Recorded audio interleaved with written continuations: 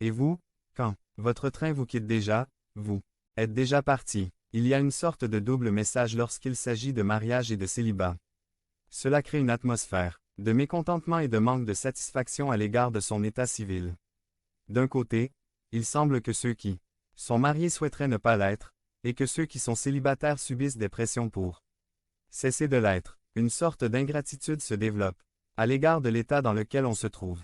Si vous êtes marié, vous commencez à considérer le fait d'être lié pour la vie à telle femme. 4.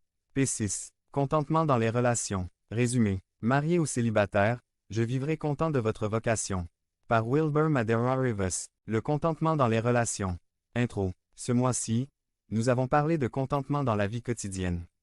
Nous avons parlé du contentement dans les différentes circonstances de la vie, dans la maladie, dans la souffrance et aujourd'hui. Nous devons aborder le thème du contentement dans les relations.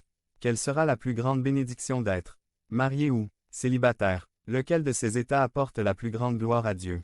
Dans la culture populaire qui nous entoure, nous entendons des blagues et des commentaires négatifs des deux côtés. D'un côté, on entend des plaisanteries disant à propos de quelqu'un qui est sur le point de se marier.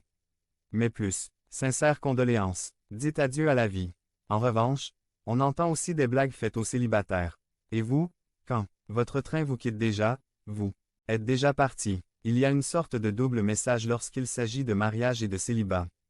Cela crée une atmosphère de mécontentement et de manque de satisfaction à l'égard de son état civil. D'un côté, il semble que ceux qui sont mariés souhaiteraient ne pas l'être, et que ceux qui sont célibataires subissent des pressions pour cesser de l'être. Une sorte d'ingratitude se développe à l'égard de l'état dans lequel on se trouve. Si vous êtes marié, vous commencez à considérer le fait d'être lié pour la vie à telle femme ou à tel homme comme quelque chose de peu attirant.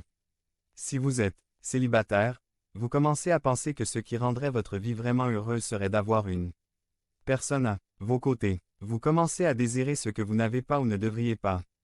Et votre manque de contentement peut vous amener à prendre des décisions que vous regretterez plus tard. Je ne sais pas ce que vous pensez aujourd'hui à ce sujet, mais ce que je sais, c'est que l'Écriture nous enseigne d'une manière très différente de la tendance culturelle. La Bible nous enseigne que les deux états, le célibat et le mariage, sont une bénédiction et que nous devrions nous contenter de l'état dans lequel Dieu nous permet d'être. Chaque état présente ses propres défis et opportunités, mais tous deux bénéficient de bénédictions particulières de la part de Dieu. Le célibat est une bénédiction. 1 Corinthiens 7, 8 à 9 dit. Je dis donc aux célibataires et aux veuves qu'il serait bon qu'ils restent comme moi. Point. Mais si tu n'as pas le don de la continence, marie-toi, car il vaut mieux se marier que de brûler.